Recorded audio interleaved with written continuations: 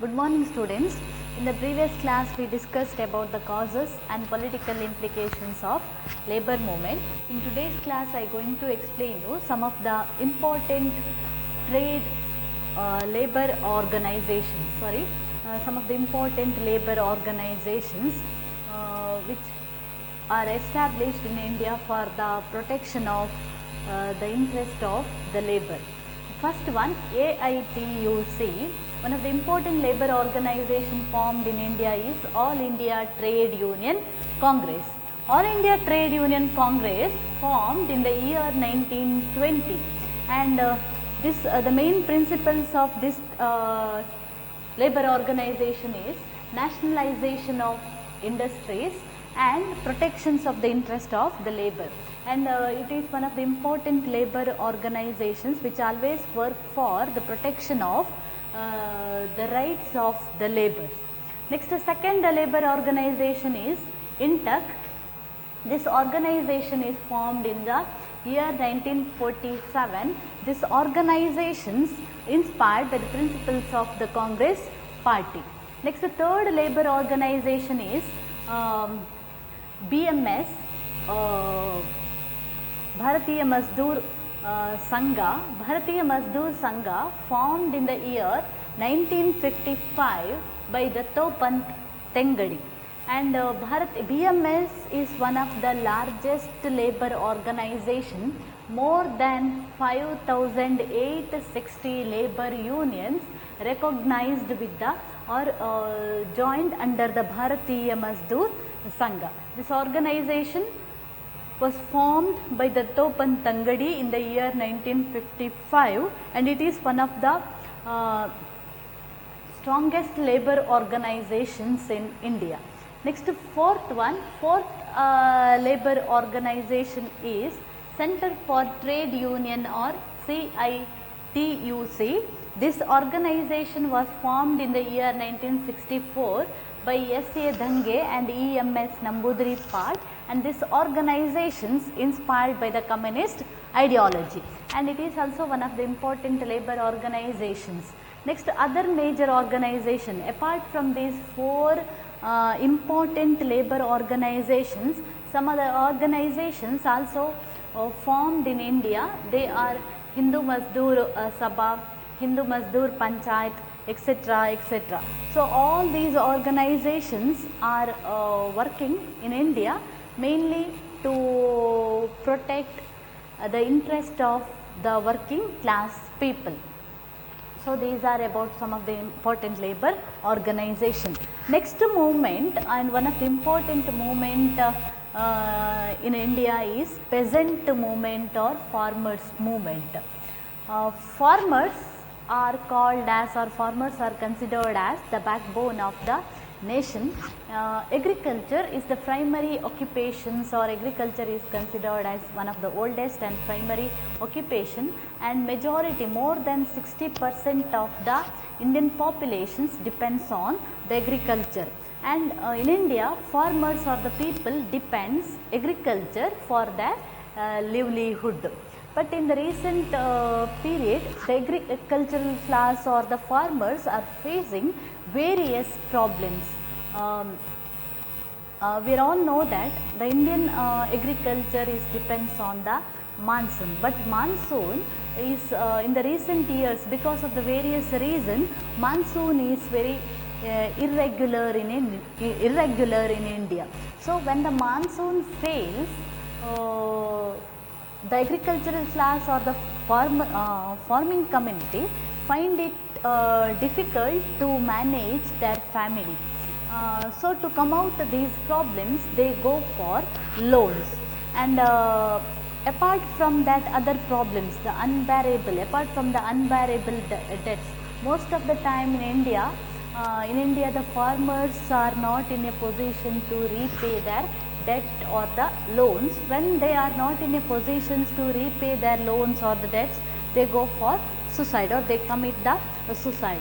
So apart from the farmers' suicide or the unbearable debts, they are also faced several other agricultural related problems. They are unscientific land acquisition, inadequate supply of electricity, lack of support price for their produce, lack of supply of the quality of the seeds, fertilizers, pesticides, problem of the mediators, etc., etc.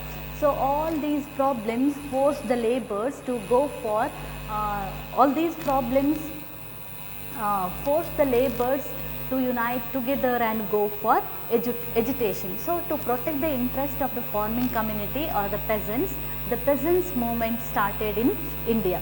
In Karnataka, in various states, to protect the interest of the farmers, some of the farmers organizations are also established. In Karnataka, one of the important organizations started to protect the interest of farmers is Karnataka Raita Sangha. The leaders of some of the prominent leaders of Karnataka Raita Sangha. Name the prominent leaders of the Karnataka Raita Sangha is a 2 marks question. Some of the prominent leaders of Karnataka Raita Sangha are M.D. Nanjundaswamy, Sundaresh, Shesha Reddy, etc. So Karnataka Raita Sangha is one of the effective organizations which always fight to protect the interest of the farmers. ನಾವು ಬೇರೆ ಬೇರೆ ಮೂಮೆಂಟ್ಗಳನ್ನು ನೋಡ್ತಾ ಬಂದಿದ್ದೇವೆ. Other backward class moment ಆಗಿರ್ಬೋದು, Dalit moment ಆಗಿರ್ಬೋದು, labour moment ಆಗಿರ್ಬೋದು, feminist moment ಆಗಿರ್ಬೋದು. ಹಾಗೆ ಇಂಡಿಯಾದಲ್ಲಿ ಇನ್ನೊಂದು ಅತಿ ಮುಖ್ಯವಾದಂಥ ಚಳುವಳಿ ಯಾವುದು ಅಂತ ಹೇಳಿದರೆ ಅದು ರೈತ ಚಳುವಳಿ ಅಂತೇಳಿ ಹೇಳ್ಬೋದು. ರೈತ ಚಳುವಳಿ ಅನ್ನುವಂಥದ್ದು ಅದು ಇತ್ತೀಚೆಗೆ ಬಂದದ್ದು ಅನ್ನುವಂಥ ಕಾನ್ಸೆಪ್ಟ್ ಅಲ್ಲ. ರೈತರು ಪ್ರೀ ಇಂಡಿಪೆಂಡೆನ್ಸ್ ಪೀರಿಯಡಿಂದ ನೋಡಿದ್ರು ಕೂಡ ಇವತ್ತಿನ ತನಕ ಕೂಡ ರೈತರ ಪ್ರಾಬ್ಲಮ್ಸ್ ಅನ್ನುವಂಥದ್ದು ಸಾಲ್ವ್ ಆಗಿದೆ ಅಥವಾ ಈ ಫಾರ್ಮರ್ಸ್ ಇದು ಪ್ರಾಬ್ಲಮ್ಸ್ ಅನ್ನುವಂಥದ್ದು ಸಾಲ್ವ್ ಆಗಿದೆ ಅಂತೇಳಿ ಹೇಳಲಿಕ್ಕೆ ಆಗೋದಿಲ್ಲ. ಅವರು ಬೇರೆ ಬೇರೆ ಸಮಸ್ಯೆಗಳನ್ನು, ತಮ್ಮ ಕೃಷಿಗೆ ಸಂಬಂಧಪಟ್ಟಂಥ ಅನೇಕ ಸಮಸ್ಯೆಗಳನ್ನು ಇವತ್ತಿಗೂ ಕೂಡ ಭಾರತದಲ್ಲಿ ಫೇಸ್ ಮಾಡ್ತಾನೇ ಇದ್ದಾರೆ. ನಮಗೆಲ್ಲ ಗೊತ್ತಿರುವ ಹಾಗೆ ಭಾರತ ಅಂತ ಹೇಳಿರೋದು ಕೃಷಿ ಪ್ರಧಾನ ರಾಷ್ಟ್ರ ಅಂತೇಳಿ ಹೇಳ್ತೇವೆ. ಅಗ್ರಿಕಲ್ಚರ್ ಅನ್ನುವಂಥದ್ದು is the main occupations in India. More than 60% of the Indian populations depends agriculture ಅಂತೇಳಿ. ಹೆಚ್ಚಿನ ಜನರ ಜೀವನಕ್ಕೆ ದಾರಿಯೇ ಯಾವುದು ಅಂತ ಹೇಳಿದರೆ ಕೃಷಿ. ನಮ್ಮಲ್ಲಿ ಜಾಸ್ತಿ ಜನ ಕೃಷಿಯನ್ನೇ ಅವಲಂಬಿತವಾಗಿದ್ದಾರೆ. ಹಾಗಾಗಿ ನಾವು ಕೃಷಿಕರನ್ನು ಏನಂತ ಕರಿತೀವಿ ಅಂತ ಹೇಳಿದರೆ ದೇಶದ ಬೆನ್ನೆಲುಬು ಅಂತೀನಿ. ಆದರೆ ಇವತ್ತಿನ ಸಂದರ್ಭಗಳಲ್ಲಿ ಬೇರೆ ಬೇರೆ ಹೆಸರಿನಲ್ಲಿ ಈ ರೈತರ ಮೇಲೆ ಏನಾಗ್ತಾ ಇದೆ ಅಂತ ಹೇಳಿದರೆ ಬೇರೆ ಬೇರೆ ಹೆಸರಿನಲ್ಲಿ ಅವರ ಮೇಲೆ ಅವರ ಇಂಟ್ರೆಸ್ಟನ್ನು ಕಸಿದುಕೊಳ್ಳುವಂತಹ ಪ್ರಯತ್ನಗಳು ಆಗ್ತಾ ಇರುವಂತಹ ಸಂದರ್ಭದಲ್ಲಿ ಈ ರೈತರ ಇಂಟ್ರೆಸ್ಟನ್ನು ಪ್ರೊಟೆಕ್ಟ್ ಮಾಡಲಿಕ್ಕೆ ಈ ರೈತ ಚಳವಳಿ ಅನ್ನುವಂಥದ್ದು ಸ್ಟಾರ್ಟ್ ಆಯಿತು ಅಂತೇಳಿ ಹೇಳ್ಬೋದು. ಸೊ ಈ ರೈತ ಚಳವಳಿಗೆ ಸಂಬಂಧಪಟ್ಟ ಹಾಗೆ ಹೇಳಿದ್ರೆ ಇವತ್ತು ಬೇರೆ ಬೇರೆ ನಮ್ಮಲ್ಲಿ ರೈತರ ಸಂಘಟನೆಗಳು ಅನ್ನುವಂಥದ್ದಿದೆ.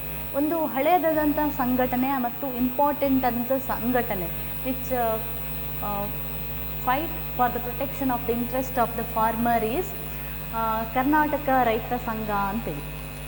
ಅದರಲ್ಲಿ ಬೇರೆ ಬೇರೆ ಲೀಡರ್ಸ್ಗಳಾಗಿರ್ಬೋದು, M.D. ನಂಜುಂಡಸ್ವಾಮಿ ಆಗಿರ್ಬೋದು, ಸುಂದರೇಶ್ ಆಗಿರ್ಬೋದು, ಶೇಷರೆಡ್ಡಿ ಆಗಿರ್ಬೋದು, ಇವರೆಲ್ಲ ಕೂಡ ಹಾಗೆ ಇನ್ನೂ ಅನೇಕ ಮೆಂಬರ್ಸ್ಗಳು ಇವರೆಲ್ಲ ಏನು ಮಾಡ್ತಾ ಇದ್ದಾರೆ ಅಂತ ಹೇಳಿದ್ರೆ ಆಗಿಂದಾಗಿ ರೈತರ ಇಂಟ್ರೆಸ್ಟನ್ನು ಪ್ರೊಟೆಕ್ಟ್ ಮಾಡುವಂಥ ಕೆಲಸಗಳನ್ನು ಮಾಡ್ತಾ ಇದ್ದಾರೆ. Next, some of the causes for peasants movement in India. First one, feeling of deprivation. The first cause for peasant movement in India is feeling of deprivation. Feeling of deprivation ಅಂತ ಹೇಳಿದರೆ ವಂಚಿತ ಭಾವನೆ ಅಂತೀವಿ. Who feels they are deprived sections of the society ಅಂತ ಹೇಳಿದರೆ ಅದು obviously that is the farming community or the farmers. The farmers are deprived of many facilities compared to the business class or the organized sector like agriculture. In India agriculture ಅಂತ ಹೇಳಿದರೆ ಅದು unorganized ಸೆಕ್ಟರಲ್ಲಿ ಬರ್ತದೆ, ಅಸಂಘಟಿತ ವಲಯದಲ್ಲಿ ಬರ್ತದೆ. So the farmers are deprived of many facilities compared to the organized sector like industry. We all know that since from the independence the government, most of the time the government give more importance to the industrial sector compared to the agricultural sector. ಯಾಕಂತ ಹೇಳಿದರೆ ನಾವು ನಮ್ಮ ದೇಶದಲ್ಲಿ ಅವತ್ತಿನ independence ಬಂದಿರೋದ್ರಿಂದ ನೋಡಿದ್ರೆ ನಮ್ಮಲ್ಲಿ business ಕ್ಲಾಸಿಗೆ ಅಥವಾ ಇಂಡಸ್ಟ್ರಿಗೆ ಕೊಟ್ಟಷ್ಟು ಇಂಪಾರ್ಟೆನ್ಸ್ ಅನ್ನುವಂಥದ್ದು ಅಗ್ರಿಕಲ್ಚರಿಗೆ ಸಿಕ್ಕಿಲ್ಲ ಅಂತೇಳಿ ಹೇಳ್ಬೋದು. ಹಾಗಾಗಿ most of the time they R deprived of the many facilities. For example, lack of support price, next inadequate supply of electricity, unscientific land acquisitions, inadequate supply of quality of seeds, fertilizers, pesticides, etc. etc. So all these factors force the laborers to go for education ಅಂತೇಳಿ. ಹೆಚ್ಚಿನ ಸಂದರ್ಭದಲ್ಲಿ ರೈತರು ನಮ್ಮ ದೇಶದಲ್ಲಿ face ಮಾಡ್ತಿರುವಂಥ ಸಮಸ್ಯೆಗಳು ಯಾವುದು ಅಂತ ಹೇಳಿದರೆ, ಅವರಿಗೆ ಒಳ್ಳೆಯ ಬೆಂಬಲ ಬೆಲೆ ಅನ್ನುವಂಥದ್ದು ಸಿಗೋದಿಲ್ಲ, ಪ್ರಾಬ್ಲಮ್ ಆಫ್ ಮೀಡಿಯೇಟರ್ಸ್, ಮಧ್ಯವರ್ತಿಗಳ ಸಮಸ್ಯೆಗಳು ಅನ್ನುವಂಥದ್ದಿದೆ. ಯಾಕಂತಂದರೆ ನಮಗೆ ಎಲ್ಲ ಸೆಕ್ಟರ್ಗೆ ನಾವು ಕಂಪೇರ್ ನೋಡೋದಿದ್ರೆ ರೈತರು ಇವತ್ತು ಬೇರೆ ಬೇರೆ ಸಮಸ್ಯೆಗಳನ್ನು ಕೂಡ ಫೇಸ್ ಮಾಡ್ತಾ ಇದ್ದಾರೆ. ಯಾಕಂದರೆ ಅವರು ಏನು ಬೆಳೆದಿದ್ದಾರೆ ಅದಕ್ಕೆ ಸರಿಯಾದಂತಹ ಅವರಿಗೆ ಒಂದು ಬೆಲೆಯೇ ಸಿಗುವುದಿಲ್ಲ. ಒಂದು kg ಟೊಮೆಟೊ ಅನ್ನುವಂಥದ್ದು ಬೆಳೀಲಿಕ್ಕೆ ಅವರು ಒಂದು 10 ರೂಪಾಯಿ ಅಥವಾ 20 ರೂಪಾಯಿ ಖರ್ಚು ಮಾಡ್ತಾರಂತ ಹೇಳಿದರೆ, ಅಥವಾ 10 ರೂಪಾಯಿ ಖರ್ಚು ಮಾಡ್ತಾರಂತ ಹೇಳಿದರೆ ಅವರಿಗೆ ಸಿಗೋದು ಎಷ್ಟು ಅಂತ ಹೇಳಿದರೆ 3 ರೂಪಾಯಿ ಅಷ್ಟು ಸಿಗ್ತಾ ಇದೆ. ಯಾಕಂತ ಹೇಳಿದರೆ ಈ ಮೀಡಿಯೇಟರ್ಸ್ನ ಪ್ರಾಬ್ಲಮ್ಸ್ ಇರೋದ್ರಿಂದಾಗಿ most of the time they are not get minimum support price. Next, lack of supply of quality of seeds, quality ಬಿತ್ತನೆ ಬೀಜಗಳ ಸಮಸ್ಯೆಗಳು, lack of supply of fertilisers and also the pesticides, irregular monsoon ಆಗಿರ್ಬೋದು. Next, unscientific land acquisitions, electricity. ಈಗ for example ಇಂಡಸ್ಟ್ರೀಸ್ಗೆ continuous ಆಗಿ electricity supply ಆಗ್ತದೆ ಅಂತ ಹೇಳಿದರೂ ಕೂಡ ಹೆಚ್ಚಿನ ಸಂದರ್ಭದಲ್ಲಿ ಕೃಷಿಗೆ ಸರಿಯಾದಂಥ ವಿದ್ಯುತ್ ಶಕ್ತಿಯ ಕೊರತೆ ಅನ್ನುವಂಥದ್ದು ಇರುವುದರಿಂದಾಗಿ ಏನಾಗ್ತದೆ ಅಂತ ಹೇಳಿದರೆ ಈ ಎಲ್ಲ ಪ್ರಾಬ್ಲಮ್ಸ್ಗಳು ಅವರನ್ನು ಏನು ಮಾಡಿದೆ ಅಂತ ಹೇಳಿದರೆ ಹೋರಾಟ ಮಾಡಲಿಕ್ಕೆ ಪ್ರೇರೇಪಿಸಿತು. So to get the various facilities from the government, they unite together, all the farming community or the farmers unite together and go for educations. Next, second cause for the farmers movement is negligence of farmers problem. In the pre-independent period and also in the post-independent period. In the pre-independent period also British neglected the problems of the farmers. After the independence also, the independent India, most of the time the independent India also neglected some of the major problems or the major demands of the farmers community. Apart from neglecting the major demands of the farmers, they also impose heavy taxes and also the other things. So all these factors make the farming community or the farmers to go for educations. ಯಾಕಂತ ಹೇಳಿದ್ರೆ ನಾನು ಆಗಲೇ ಹೇಳಿದ ಹಾಗೆ ಇಂಡಸ್ಟ್ರಿಯಲ್ನ ಅಥವಾ industry ಕ್ಲಾಸಿದ್ದು demands ಏನಿದೆ ಅದು fulfil ಆದಾಗೆ ನಮ್ಮಲ್ಲಿ ಫಾರ್ಮರ್ಸ್ದು ಪ್ರಾಬ್ಲಮ್ ಫುಲ್ಫಿಲ್ ಆಗ್ತಾ ಇದೆ ಅಂತೇಳಿ ಹೇಳಲಿಕ್ಕಾಗೋದಿಲ್ಲ. ಯಾಕಂತಂದರೆ ಇಂಡಸ್ಟ್ರಿಯಲ್ ಕ್ಲಾಸ್ ಅಥವಾ ಇಂಡಸ್ಟ್ರಿ ಅಂತ ಹೇಳಿದರೆ economically they are very sound. ಆದರೆ ಅಗ್ರಿಕಲ್ಚರ್ ಅಂತ ಹೇಳಿದರೆ, ಅಗ್ರಿಕಲ್ಚರ್ ಅಥವಾ ಫಾರ್ಮರ್ಸ್ ಅಂತ ಹೇಳಿದರೆ ಅವರು ಇಕನಾಮಿಕಲಿ ವೆರಿ ಪೂವರ್. ಹಾಗಾಗಿ ಗೌರ್ಮೆಂಟ್ ಕೂಡ ಏನು ಮಾಡ್ತದೆ ಅಂತ ಹೇಳಿದರೆ sometimes while formulating the policies, they also formulate the policies according to the interest of the people, according to the interest of the business class or the industrialist compared to the agricultural class. ಯಾವುದೇ ಯೋಜನೆಗಳನ್ನು ಮಾಡುವಾಗ ಕೂಡ ಅಷ್ಟೇ ಅದರಿಂದ ಇಂಡಸ್ಟ್ರೀಸ್ಗಳಿಗೆ ಹೆಚ್ಚು ಲಾಭವಾಗುವ ಥರ ನೋಡಿಕೊಳ್ತಾರೆ ಹೊರತು ಅದರಿಂದ ಕೃಷಿಗೆ ಎಷ್ಟು ಲಾಭ ಆಗ್ತದೆ ಅನ್ನೋದಕ್ಕೆ ಕಡಿಮೆ ಇಂಪಾರ್ಟೆನ್ಸ್ ಕೊಡ್ತಾರೆ ಅಂತೇಳಿ. ಅಂದರೆ ಕೃಷಿಗೆ ಪೂರಕವಾಗುವಂತಹ ಕಾನೂನುಗಳು ಮಾಡೋದಕ್ಕಿಂತ ಜಾಸ್ತಿ ಇಂಡಸ್ಟ್ರೀಸ್ಗಳಿಗೆ ಪೂರಕವಾಗುವಂತಹ ಕಾನೂನುಗಳೇ ನಮ್ಮಲ್ಲಿ ಬರುವುದು ಜಾಸ್ತಿ. ಅದಕ್ಕೆ ಬೇರೆ ಬೇರೆ ರೀಸನ್ ಇದೆ. ಯಾಕಂತ ಹೇಳಿದರೆ during the general elections or during the time of elections, the business organizations or the business class gives huge amount of money to every political party as a election fund ಅಂತೇಳಿ. ಈ fund ಅನ್ನುವಂಥದ್ದು ಏನು ಮಾಡ್ತದೆ ಅಂತ ಹೇಳಿದರೆ political ಪಾರ್ಟಿಗಳಿಗೆ ಇಲೆಕ್ಷನ್ನ ಖರ್ಚುಗಳನ್ನು ಮಾಡಲಿಕ್ಕೆ ಅದು ಹೆಲ್ಪ್ ಆಗ್ತದೆ. ಆದರೆ ಫಾರ್ಮರ್ಸ್ ಅಂತ ಹೇಳಿದರೆ ಅವರು ಈ ಪೊಸಿಷನಲ್ಲಿ ಇರುವುದಿಲ್ಲ. ಹಾಗಾಗಿ ಯಾವಾಗ ಈ ಥರ ಎಲ್ಲ ಆಗ್ತದೆ ಗೌರ್ಮೆಂಟ್ ಕೂಡ ಏನು ಮಾಡಬೇಕಾಗ್ತದೆ ಅಂತ ಹೇಳಿದರೆ ಅದು ಕೂಡ formulate the policies according to the interest of the business class. ಹಾಗಾಗಿ most of the time the demands of the industrial sectors ಅಥವಾ industrial class are fulfilled compared to the agricultural class. Next, third one, unbearable debt.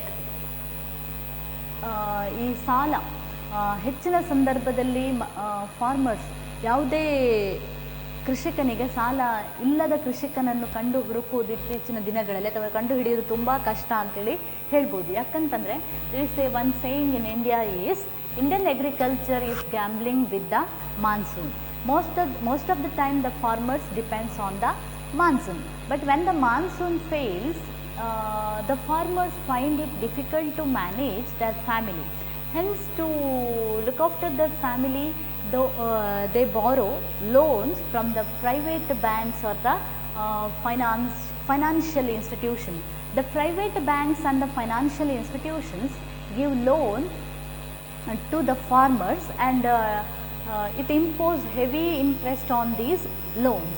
But when the monsoon fails, the farmers find it difficult to repay these loans to the private institution.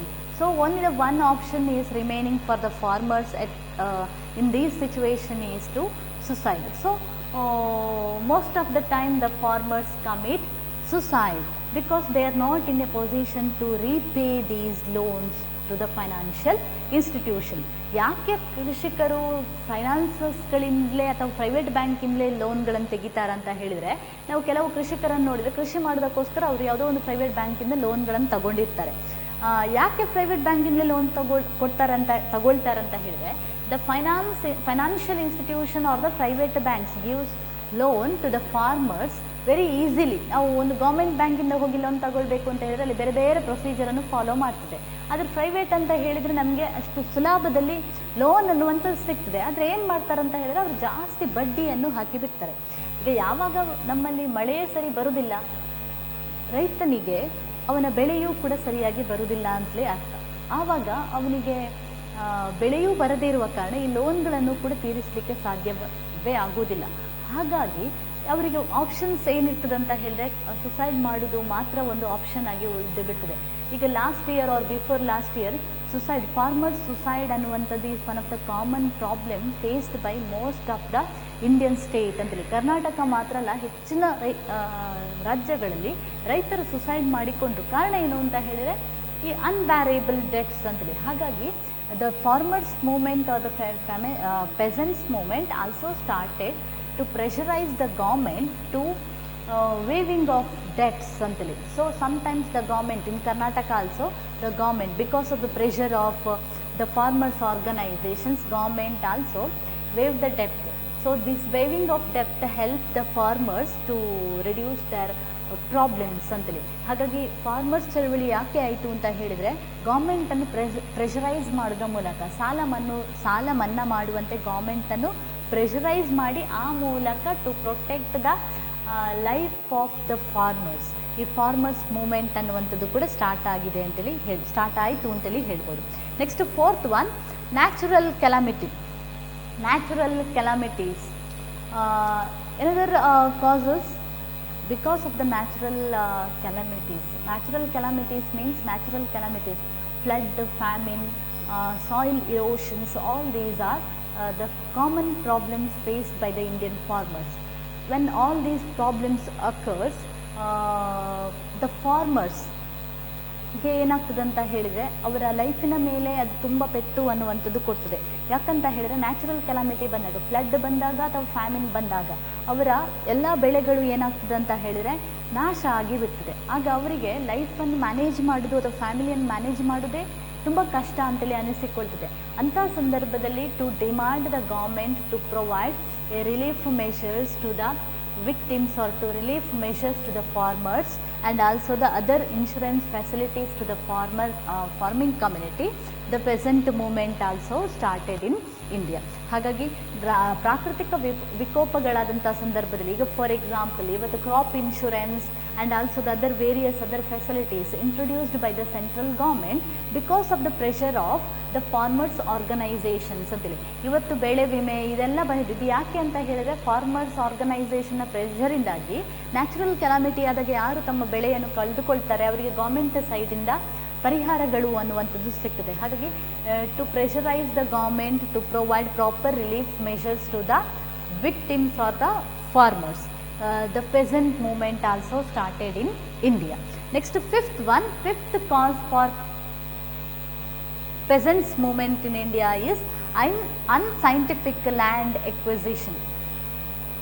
Unscientific land acquisition is one of the common problem faced by the Indian farmers in the recent years, especially after the 1990s, because in the 1990s era, the union government or the central government introduced LPG policy, liberalization, privatizations and also the globalization policy.